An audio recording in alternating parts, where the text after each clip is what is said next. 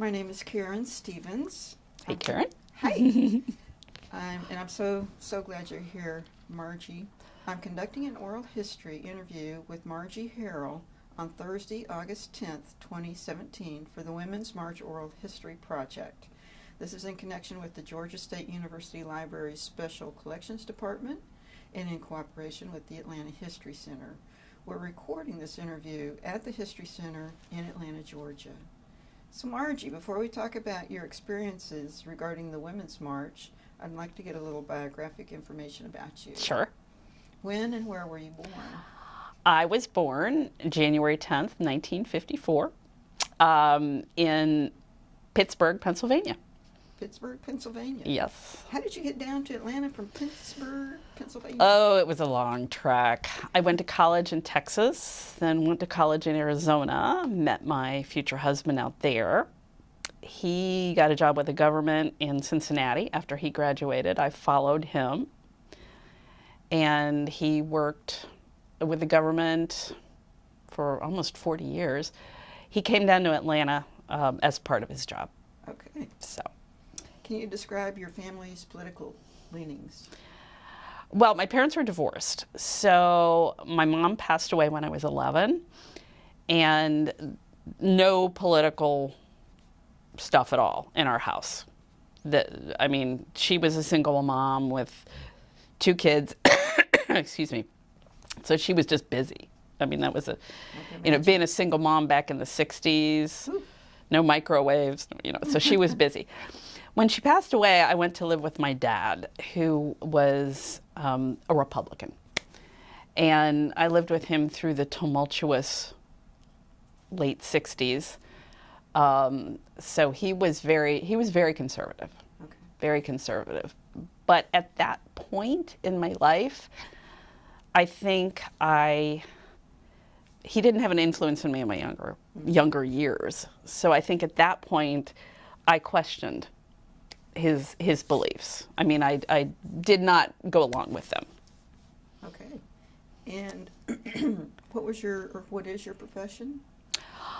I worked in IT for a long time, and quit my job when my husband came down to Atlanta, decided to go back to school, and I became a massage therapist. So I'm currently a part-time massage therapist. A healer. Yes, Ah. yes. Is there a particular political party that you support? I would have to. For years, I was an independent. Years and years and years. And I think in the last,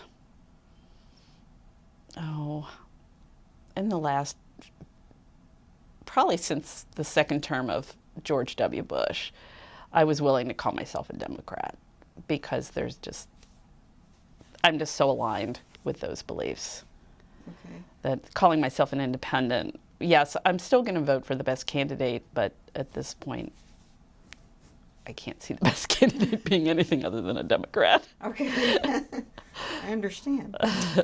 Have you been involved in political activities in the past? I have not. Okay. Not at all. Things have been going okay. I didn't agree with a lot of the policies of George W. Bush. At that point, I was getting, when you're young and you have a family, you just don't have time. I was working, I had 2 kids, and I just didn't really have time to get that engaged, and things were okay. We were doing fine. The country seemed to be doing okay. And then, kind of aligned with when my kids went off to college, I started to become more aware. Obviously 9/11, and then our response to that. And that's when I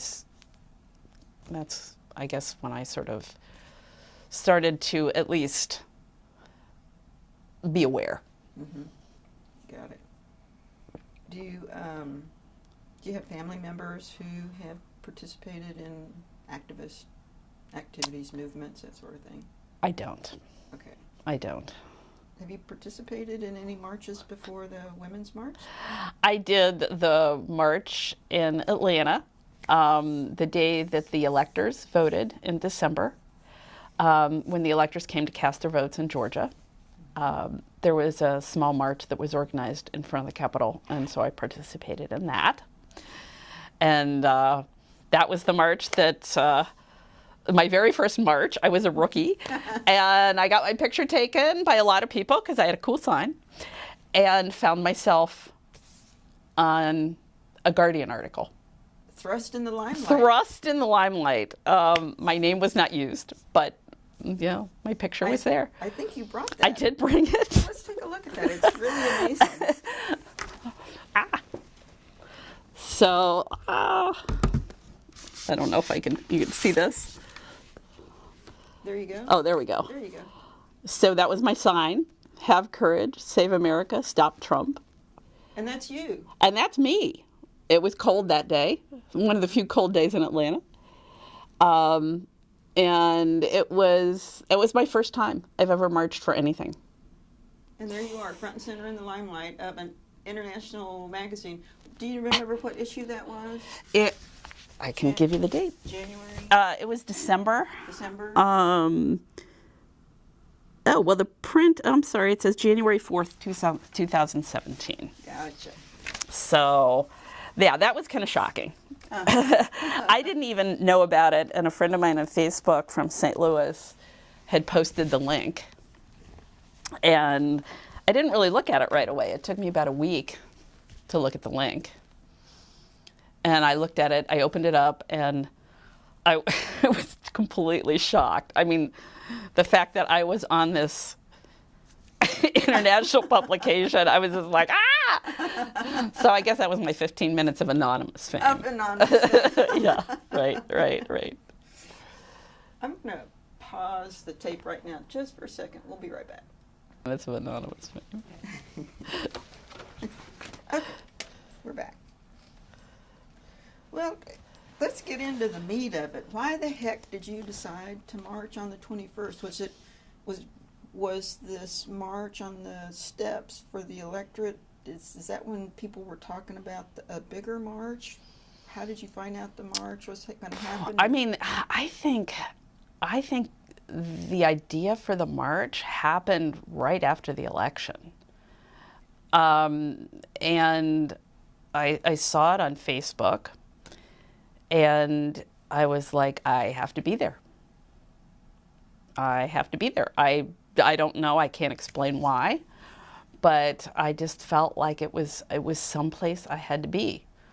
It was like Close Encounters of the Third Kind, where they have that mountain and everyone has to go to it, right? Yeah, I remember. Right. So I don't know why, I can't explain it. That I just felt like I had to go, and I made plans immediately to go. I have a niece who lives in Arlington, and I got in touch with her, and I said, "Can I stay with you?" And she said, "Yeah." And she said, "We're planning to go to the march too, friends of mine." And how did you get there? I flew. Yeah, I flew. I made reservations immediately. I mean, it's like I knew I was going to do this. I blocked out the time.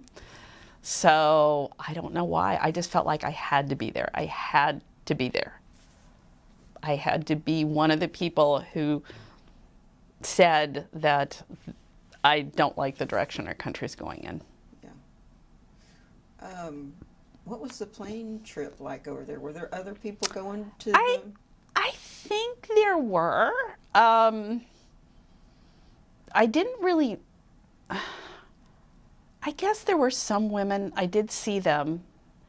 They had their pink hats. I didn't have a pink hat. Oh. That was my one disappointing thing. But nobody was overt about it. And actually, I landed the day before the march, landed during the inauguration, which I thought was really interesting. I remember I landed in Reagan and came out, and there were all the gift shops had like these Make America Great things, right?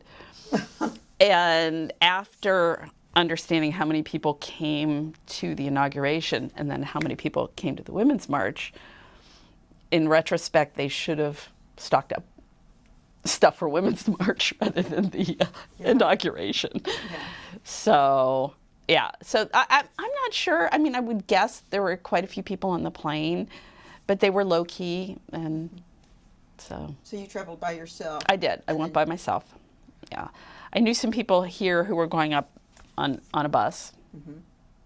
One person. I take that back. Some people. One person who was coming up on one of the buses from Atlanta. So, Right. yeah. Let me ask you this. Why did you march? What were some of the one or two or some of the issues that were top of your mind? Jeez. It just.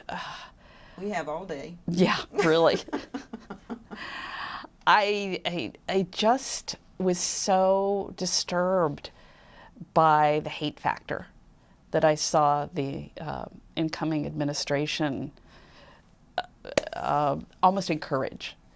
And I guess that was probably, well, the hate factor, and then the fact that Trump is so misogynistic. I just, it's just still, it's mind-boggling for me to think that we had a man like Barack Obama for 8 years, and then we have Donald Trump. And it was just beyond the pale for me that we could have done such a 180. And I just felt like people did not understand how dangerous that he would be for our country. The mindset, not, the people who were influencing him. I just felt like it was just, they would try to roll the clock back. And I'm sorry, Pandora's box is open. You can't do that. I mean, you just can't do that. They're going to try, but you can't do that. But it was deeply disturbing to me. And I'm a Christian. And I believe that everything that Trump stands for goes against my faith. Totally against how I understand my Christian faith. It's appalling to me. It's just appalling to me. So that's why I decided to march. I just had to make my voice heard, or at least show up. Mm-hmm. At least show up. Which, you attended the march in Washington, not Yeah. the one in Atlanta. Right. Okay. I went to Washington. Yeah. Were there other issues that you saw represented at the march that once you got there you said, I can identify with that? Oh, yeah. There were, obviously there were people of color, who had issues with his racism. There were people from the LGBT community who had issues with his racism. And just everybody was just, it was all about, we can't support this hate, this atmosphere of hate. I mean, that's really what it boiled down to for me. It was just, it just goes so against what we believe as Americans, what our country should be like. Mm-hmm. So. Yeah. Well, let's talk about before the march. Did you Mm-hmm. have expectations or anything that you were hoping to get out of the experience? I really didn't know what to expect. I'll tell you, one of the most touching things that happened before the march is I have a son, and he has a family. They live in Chicago. And as a matter of fact, I was up there on Election Day. I had a new granddaughter born on October 30th. Congratulations. Thank you. Thank you. So I went up to meet her. It was a crazy week. I had done the New York Marathon very slowly. hopped on a plane the next day to fly to Chicago. I was so sore. And met my new granddaughter. And then a couple days later was the election, and it was devastating. We were devastated, completely devastated. My daughter-in-law, just had a baby, and she was absolutely crushed. We were all crushed. Yes. I mean, but we went back up there in January before I went off to the march, and my birthday's in January. So they gave me a gift, and it was $100 for me to spend on my march expenses. But it was just so touching because they were so supportive, and the note was just, "We are so proud of you for doing this." And it was like, oh my gosh. So that was really special. That was very, very special to me to have that kind of support. My husband was very supportive too. But that really touched me. I don't know. It's almost like marching for the next generation. Well, and honestly, I put a picture up of my grandchildren, and I said, "This is why I'm marching. I want them to grow up in a world that is tolerant and not full of hate." Yeah. Really. So, once you got there, and you marched with your niece? My niece. Yeah, that was a funny story. So she is in her 40s, early 40s. And she said, "Oh, yeah, my friends and I, we're going to go march." And she also uses an au pair. And she was in transition. Her old one was leaving, and she's a young German girl. And her new one had just come on, and she's Swedish. So the au pairs were coming. So we had our friends, the two young women, the one from Sweden, the one from Germany, and myself. And so we all get in the car, and I noticed that my niece, who's very stylish, right, in this cute little outfit with this cute little coat and these cute little shoes, and I'm looking at her and I'm thinking, that is not an outfit to march in. Because there was all the speakers before the march was supposed to start. And luckily I threw a banana in my bag, but they didn't bring any food. They didn't bring any water. Oh, they brought little things of water. So we get there, and we got there fairly early. We got a good spot. We got in front of a Jumbotron. Well, before all the speakers were over, and the speakers went over their time. I mean, the speakers went on for way longer than was expected. My niece turns to me, and she's cold, right, because she's looking really cute but not real warm. And her friends were cold, and they were hungry. And she said, "Aunt Margie, are you ready to go?" And I looked at her, and it must have showed on my face. I didn't say it, but what I was thinking is like, are you crazy? I flew here from Atlanta. I made this really fancy sign.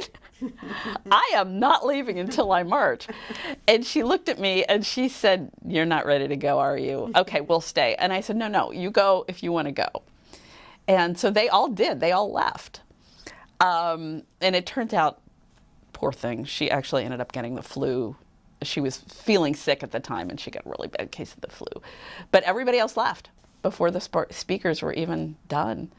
And I'm like, I am not leaving. I came here to march, and I'm going to march. I don't care how long the speakers talk. I'm going to march.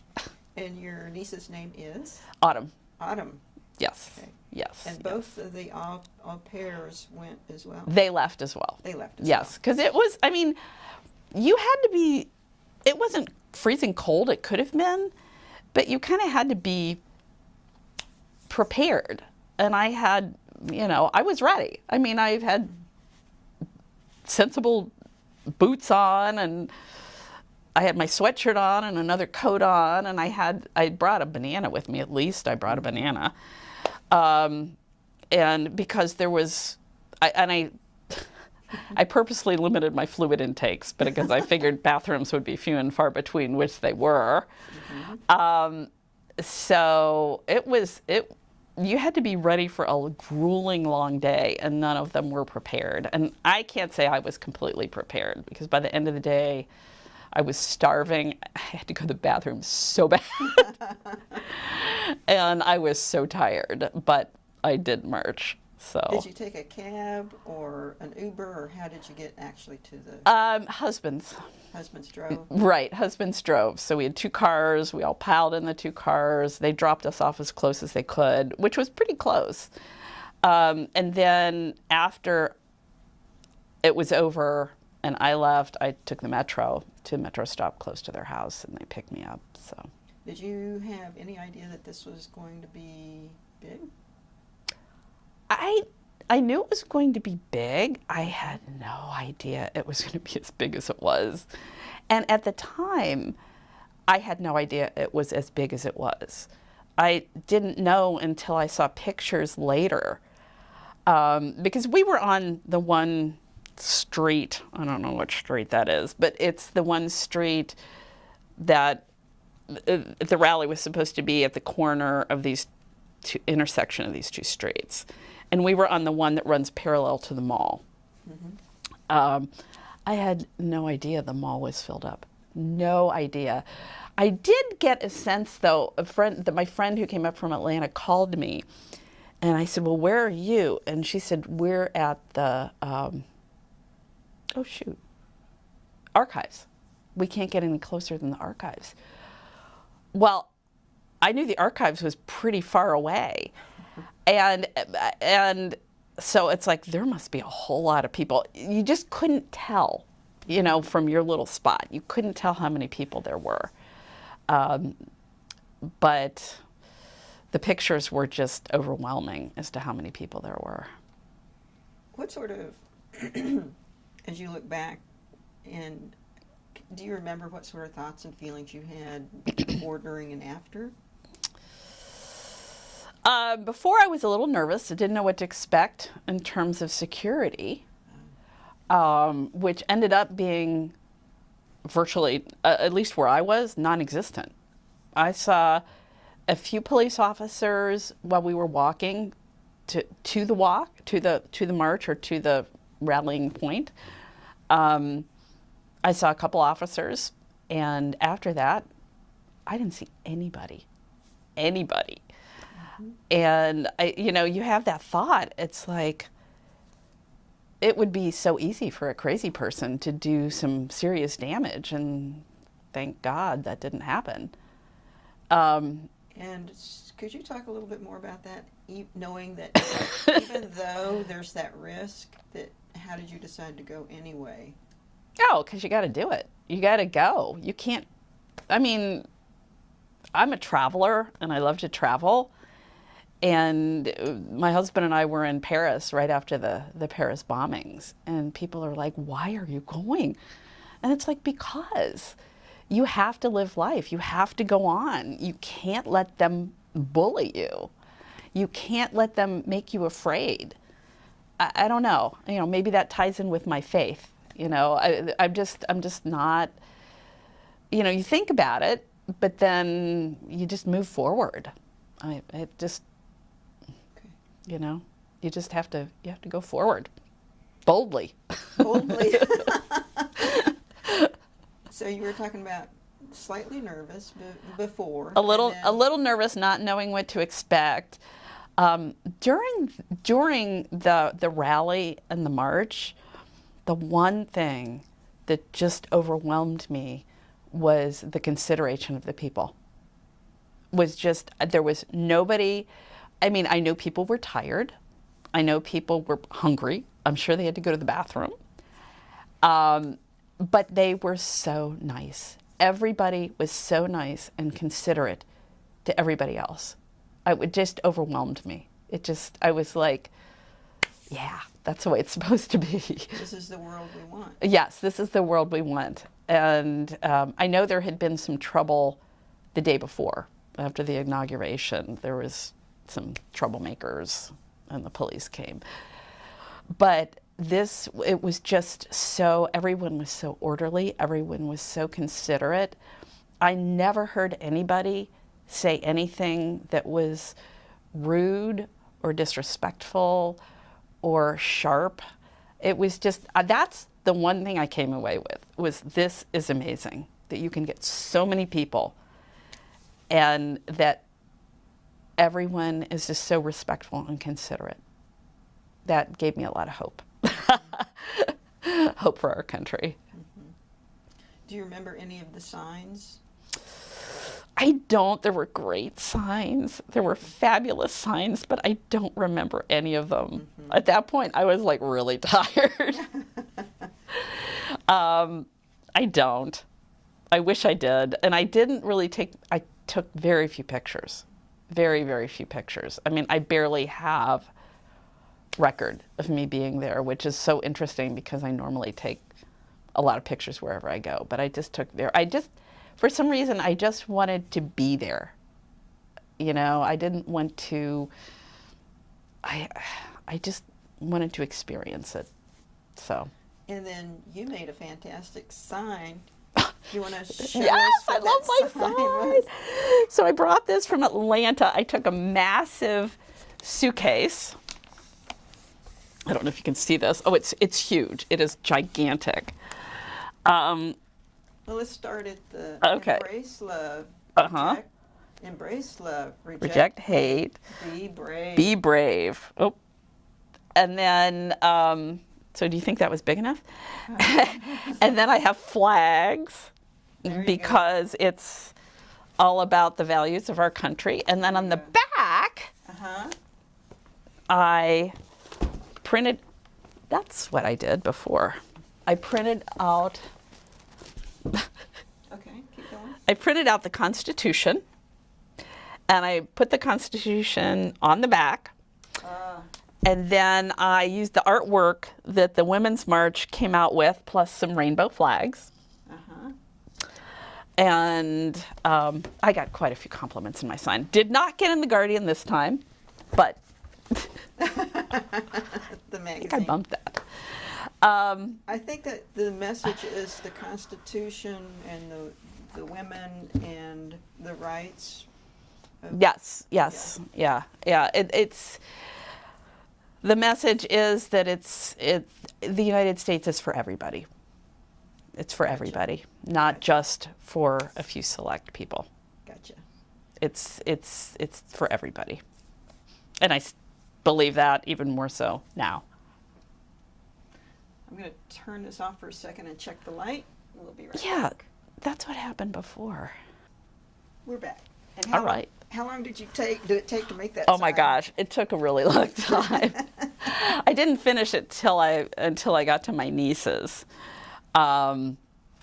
It just took a really long time because I lined the top of it with this duct tape that has peace symbols and it says love. I mean, it was just really, and I could not leave it there. I had to bring it home with me. And it was really interesting. So we marched to the White House, and I just spent so much time just watching the people once I got there. Just watching the people pour into that park in front of the White House. And then finally it was getting to be close to 5 o'clock. And it's like, okay, I need to think about leaving. And the first thing I wanted to do was visit a portalette because it had been all day. So I find these portalettes, and I set my sign down outside, went in. When I came out, there was a group of people, and they were taking their pictures with my sign. And they said, "Is this your sign?" And I said, "Yeah, it is." I said, "But that's fine. Take pictures." They said, "We just thought it was such a great sign, and we hoped, somebody wasn't throwing it away." I said, "Oh no, I wouldn't throw my sign away." So somewhere in the United States, there's a family who has their picture with my sign. As it should be. Yes. Were people chanting? They were. Were they? They were.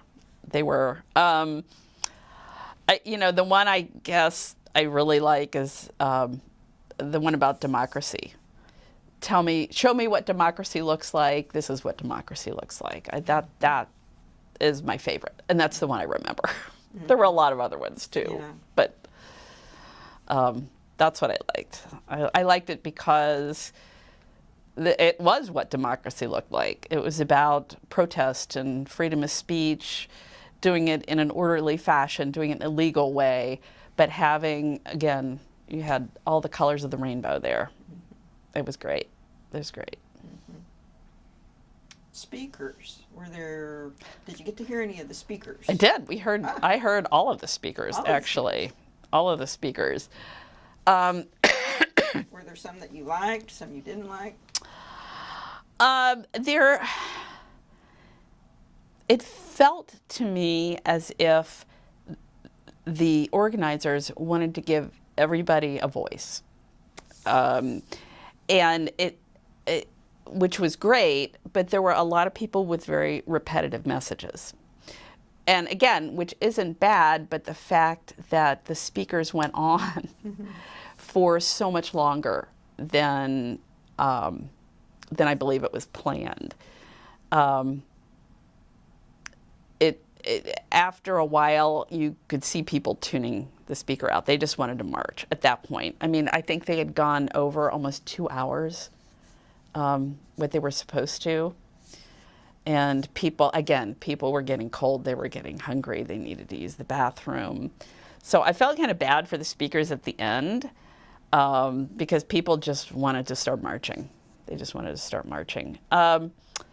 I'm trying to think. I mean, it was a thrill to hear Angela Davis. Mm. I mean, not in my wildest dreams. Gloria Steinem, never thought I would hear them speak. Mm-hmm. It was interesting hearing Madonna. She, of course, is always interesting. Michael Moore was interesting to listen to.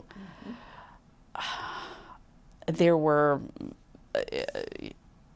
I can't really name all who was the one? Was it Scarlett Johansson, I believe, came and spoke? I think it was, maybe that wasn't. There was a Hollywood young female star who came and spoke. But a lot of the speakers I had never heard of. And they were obviously very active in the movements that they represented. But you talked a little bit about law enforcement. Were there people who were counter-protesting? There was a counter-protest. Well, there was I don't know if you call it a counter-protest, okay. But there were a group of people in the middle of the street, and I guess they had a permit. And I'm not exactly sure, but I remember walking by them, and they said, "Ladies, do your husbands know you're here?" Are you kidding? I kid you not. I kid you not. And my niece just kind of rolled her eyes and like, oh my God, yeah, right. Yeah, so very conservative. I don't know exactly what and I believe they were also, they may have had some signs about, about the LGBTQ community, negative signs about them. I don't remember, but I do remember that, ladies, where are your husbands? Do they know you're here? I'm like, oh, heavens to Betsy. Mm-hmm. So not even worth a reply. Right, and so what happened is they would start to get loud. They were behind me about a half a block. They would start to get loud, and the crowd would drown them out with "Love trumps hate," is what they would say. Mm-hmm. So again, even to the protesters, people were very courteous. Mm. What do you think about the coverage in the media?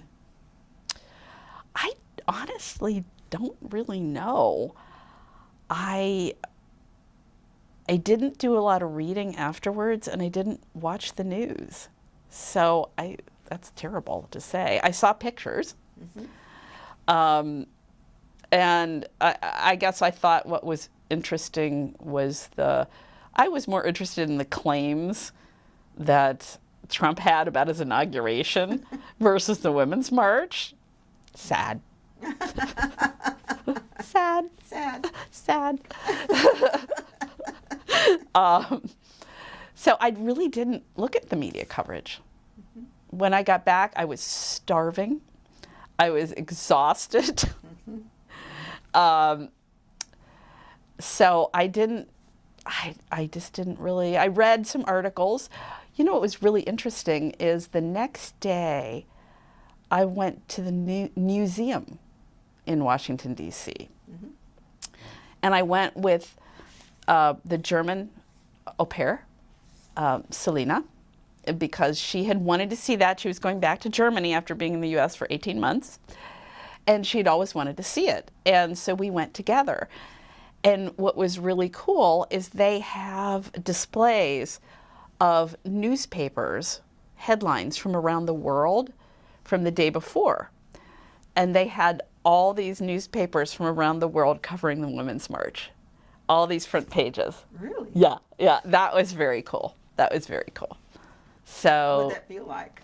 It was just like, wow, this was big. This was something that was historic. So, yeah, that was I really liked that. I was like, oh, I was there.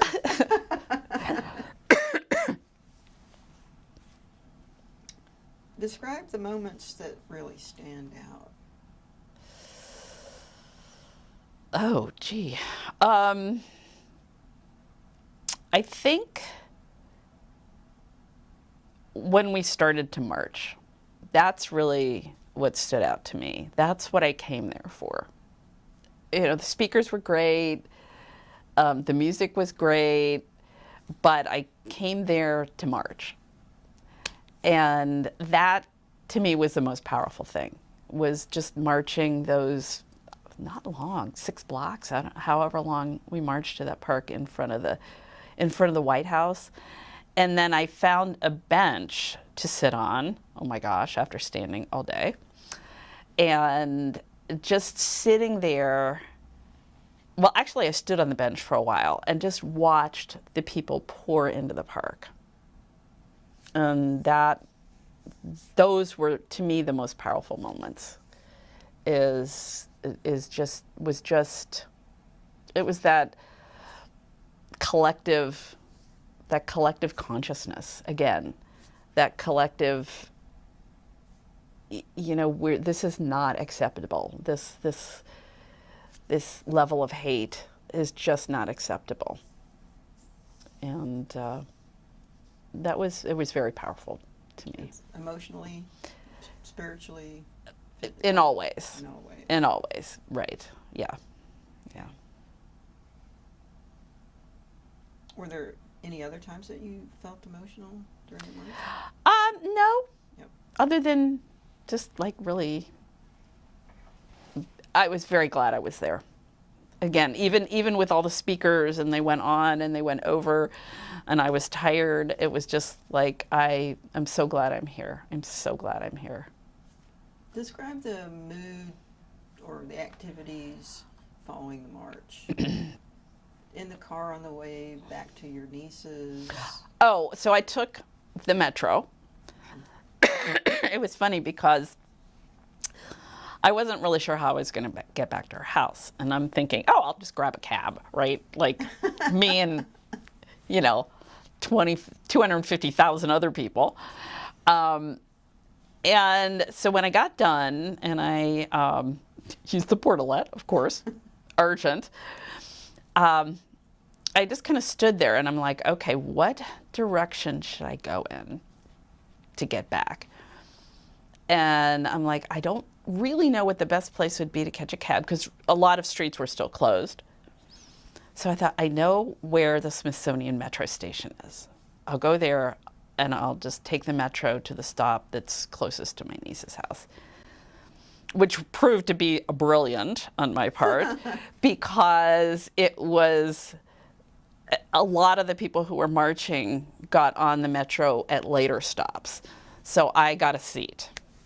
So it was just people, you could tell people were exhausted. They were just spent. But again, people were still in a good mood. Even though the car got extremely crowded, again, people were so courteous and so kind and so nice to each other.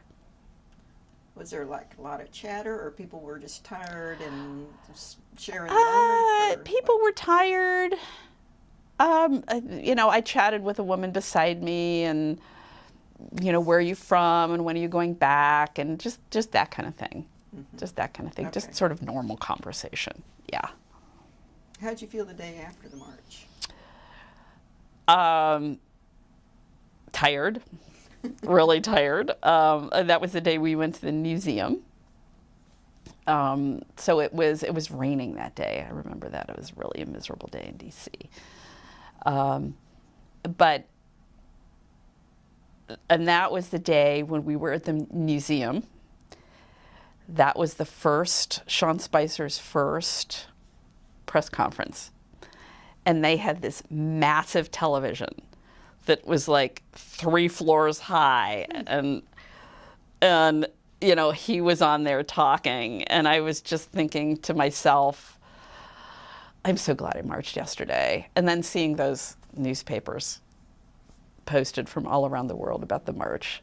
And it wasn't just about the Women's March in DC, it was about the marches also in their country, because there were marches all around the world on that day. Mm-hmm. So it was about the DC march, but it was also, you know, certain newspapers had information about the march in their cities. Mm-hmm.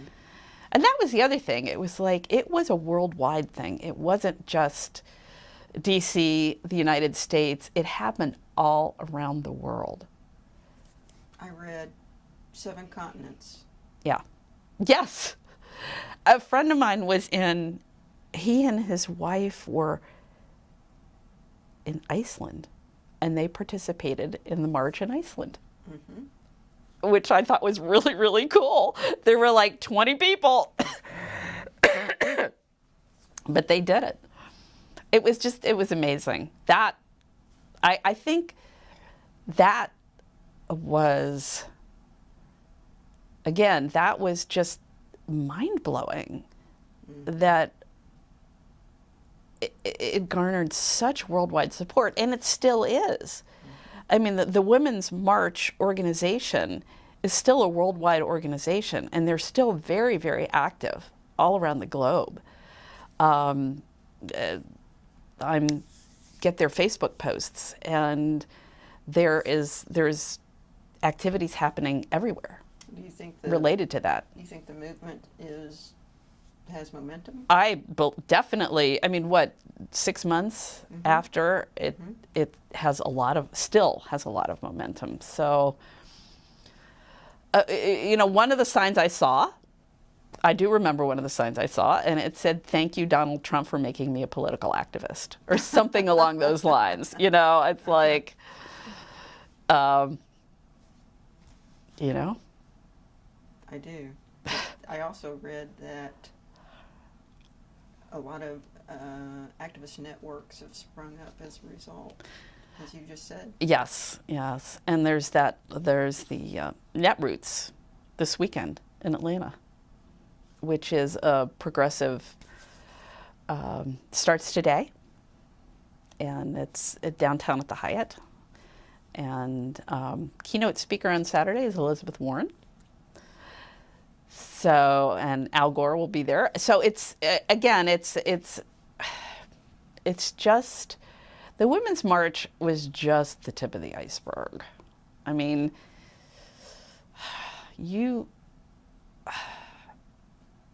it's just,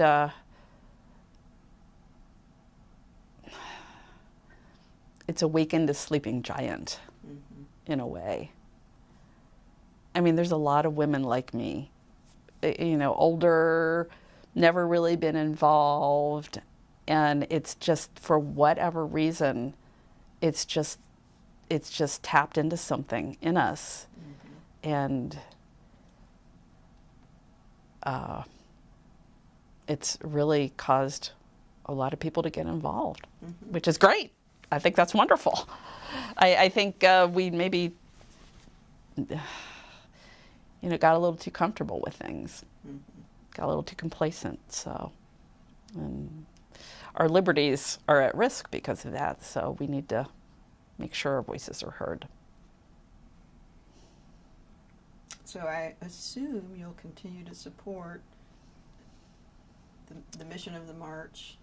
I will. I've been a little disappointed with myself because I haven't been as engaged as I thought I might be. I haven't, and I don't know if you've talked to other people, I haven't just really found my niche that I'm really passionate about.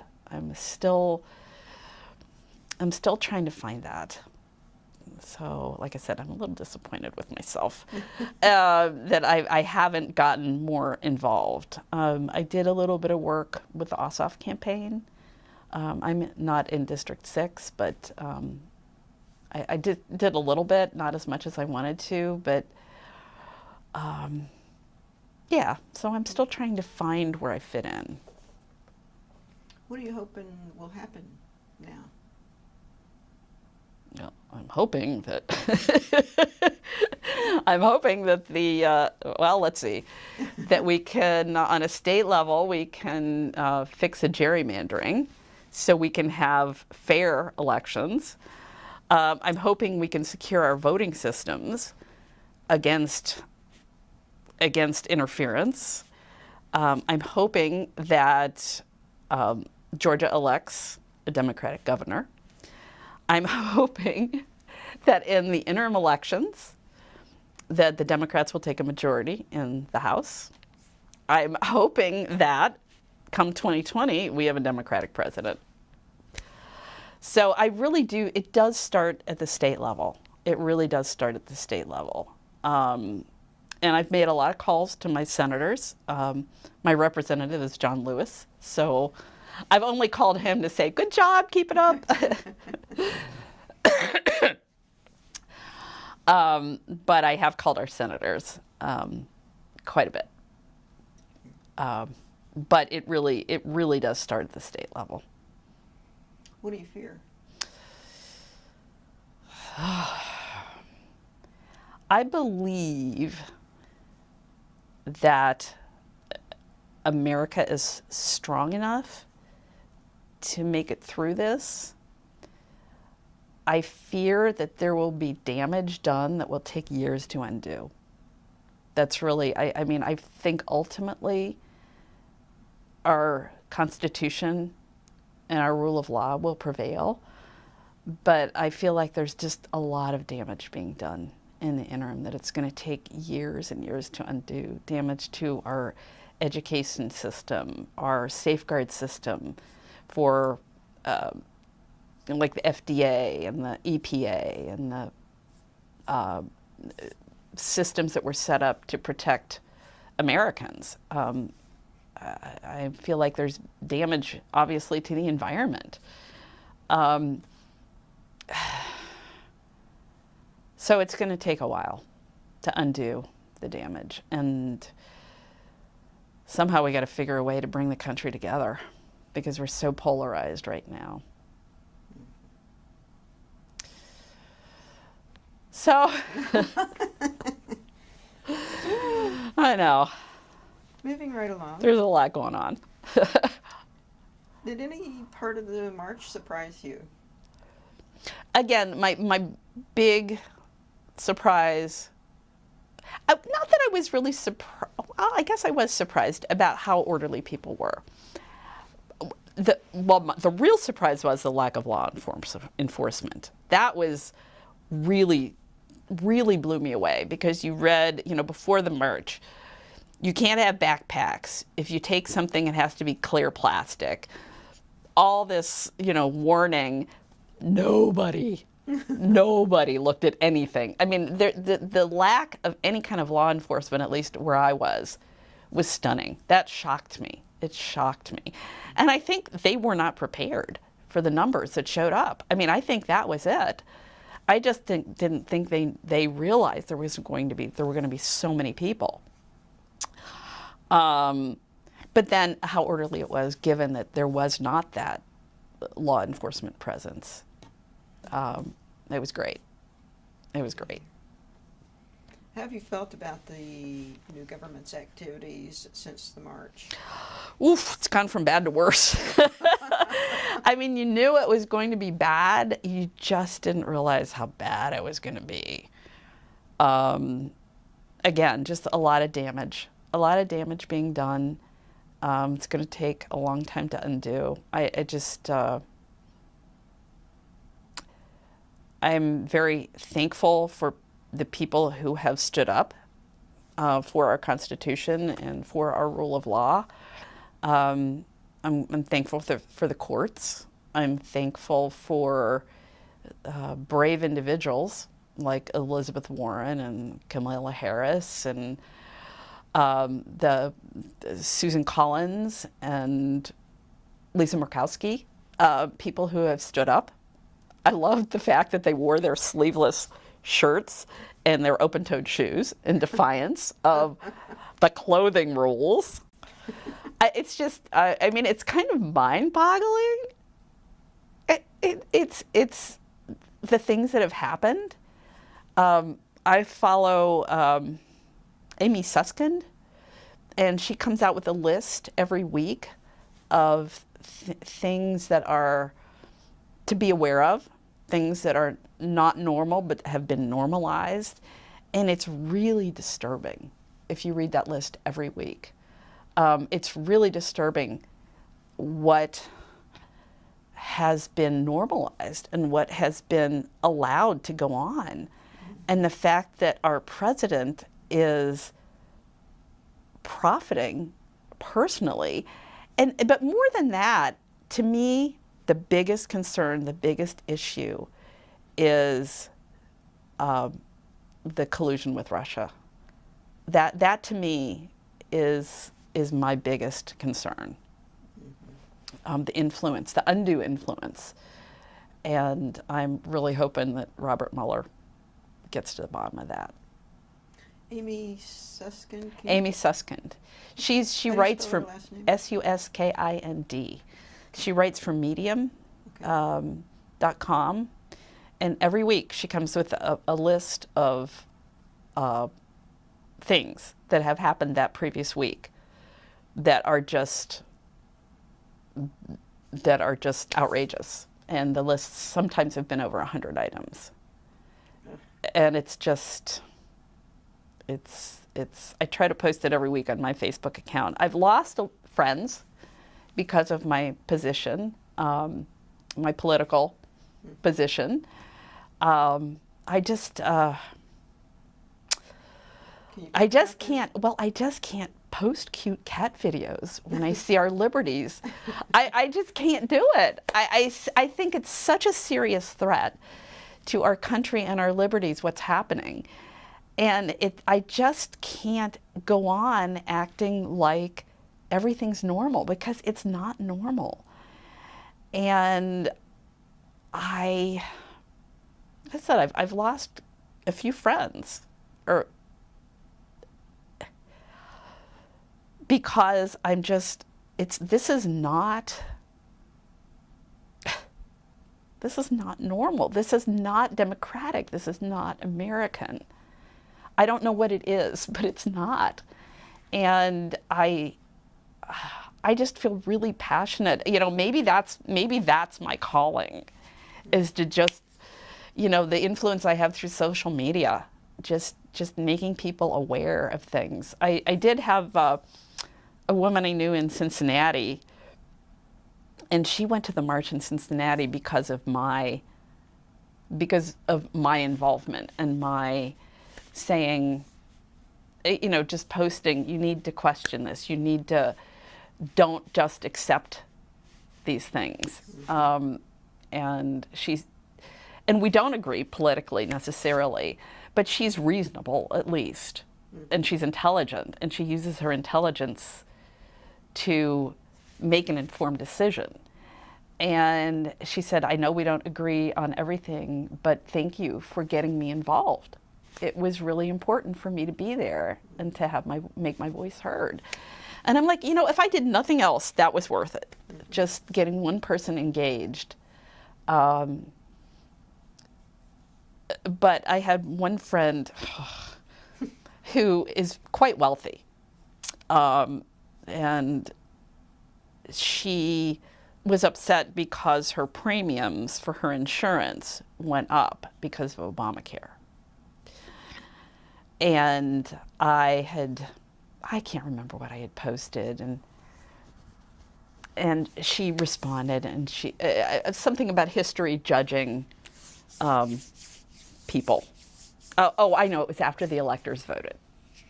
And I was very disappointed, but not surprised. And I said, history will judge them accordingly. And she said, well, you know, I voted for Trump because my premiums, my healthcare premiums, went up so much. And I just didn't know what to say because she's wealthy, all right? She has a lot of money. And I just, you know, I just responded. I try to be polite. I try to be courteous, but I try to hold my position. And I'm like, I said, gee, I'm sorry you're going through such tough times financially. Yeah, a little tongue-in-cheek there. A little sarcasm. And I can't remember what else I put, but then at the very end I said, good luck with your president. That's all I said is good luck with your president, not my president. He's not my president. And I've had people attack me and ask me why, you know, on social media. Okay. And say, you know, why do you have so much hate in your heart? Which I always think is ironic when a Trump supporter attacks me about me hating. But whatever. And I just responded and I said, what I hate is I hate what I see happening to our beautiful, diverse country. And I hate how I see liberties being taken away from people. That's what I hate. So, very interesting. Very interesting. Ironic. Has March changed you, do you think?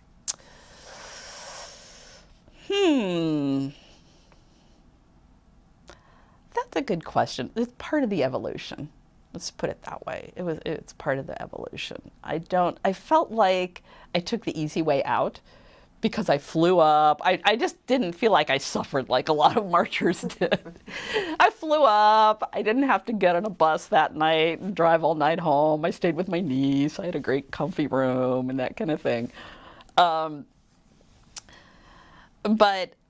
you know, I would say that particular instance didn't change me, but it's part, like I said, it's part of an evolution of change, and who knows where it's going to end up. Good answer.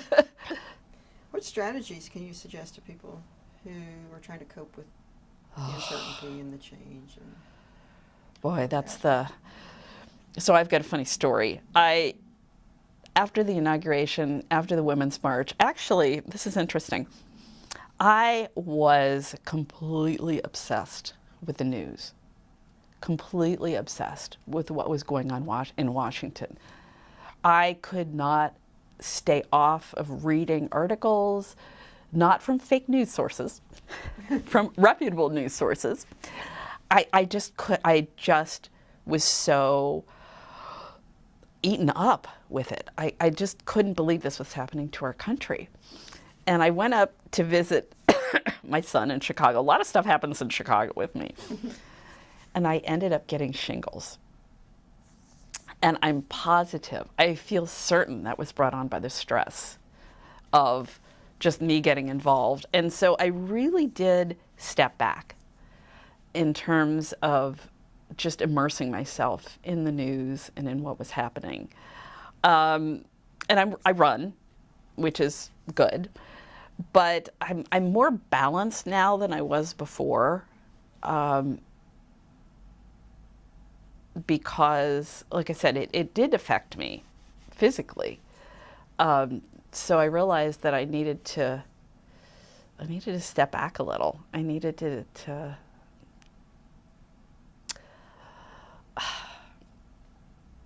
I just needed to get a little more balance in and spend a little bit more time enjoying life rather than worrying and letting it eat me up, because it was eating me up. It was eating me up. And again, my body responded. It's like, oh, you get shingles. It's like, great. And the thing about it was I was getting ready to run another marathon. Wow. And so I kept training. And luckily, it wasn't a bad case of shingles. And I got some antivirals. I knew right away what it was, and I got some antivirals. But, and then travel.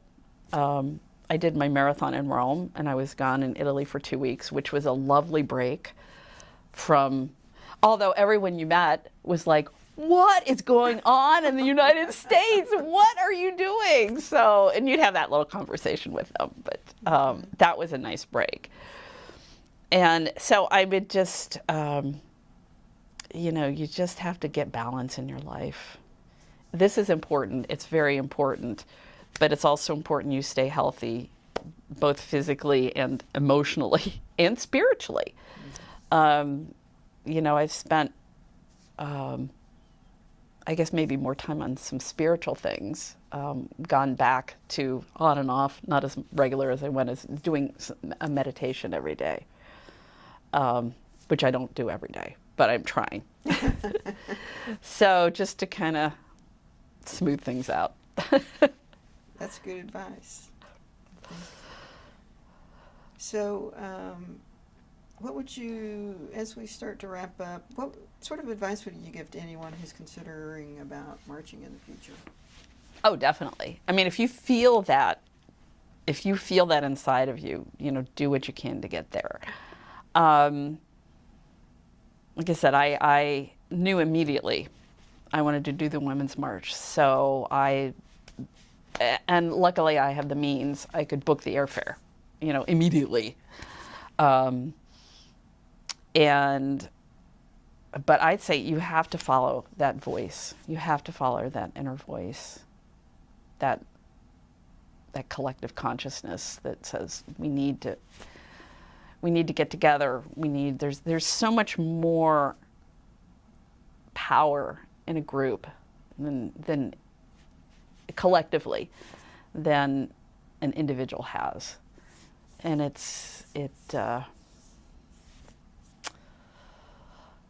don't know, I think it makes you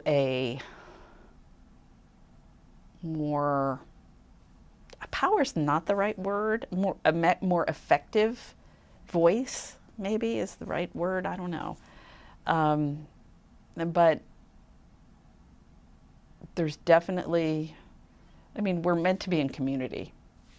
And I would say surround yourself with a community that supports your beliefs. And if the community says it's time to march, and inside of you, you're like, yeah, it's time to march, go do it. Definitely, go do it. Well, as we start to wrap up, is there any story that you'd like to tell for, current or future generations about this experience? I would like to leave people with a thought that it's never too late. I am 63 years old. I was 63 when I marched in Washington. I just think it's just never too late. As a matter of fact, I think there's wisdom with, well, I'm not saying I'm a wise person, but I think it takes a spectrum of generations. Because you got the younger people have the energy and the enthusiasm. The older people have kind of seen things, and they've experienced things, and they understand that there are cycles and seasons to life. And I think when you merge the two, that's really powerful. So for us older folks, it's never too late. It's never too late to get involved. It's never too late to make a difference. But also look to the younger generation to maybe gain that idealism. To not gain, but maybe get back some of that idealism that you may have had when you were younger. But kind of life kind of strips that away sometimes. And it's a good thing. I mean, it's a good thing to get it back, is what I mean. It's a good thing to get it back. So it's never too late. Don't hesitate. Don't say I'm too old to do this. Be bold. There's a website, not a website, Facebook page called Growing Bolder. And it's all about empowering older individuals. And just basically saying that it's never too late. Go out and do it. Go out and do it. And you just don't know who you might be influencing. You don't know some of the younger people who might be looking up to you that you aren't even aware are. Like I said, I was just really surprised and very touched from my son and daughter-in-law that they were so excited about me doing the march. I just thought, oh, well, I'm going to the march, big deal. And they were just so touched. They were so impressed. They were so surprised, I think, because that's not been really my modus operandi. So again, cross-generationally, there's a lot to be exchanged and learned. But again, never too late. Never too late. That's my big thing. Never too late. I started running marathons when I was 60, so never too late. Never too late. Well, Margie, I can't think of a better way to conclude this interview. It's never too late, no matter what age you are. Exactly. You can always participate. And thank you so much for participating in this project to document the experiences of the women who marched that day, that historic day. Thank you so much. Well, thank you Appreciate for it. inviting me. It was lovely to share.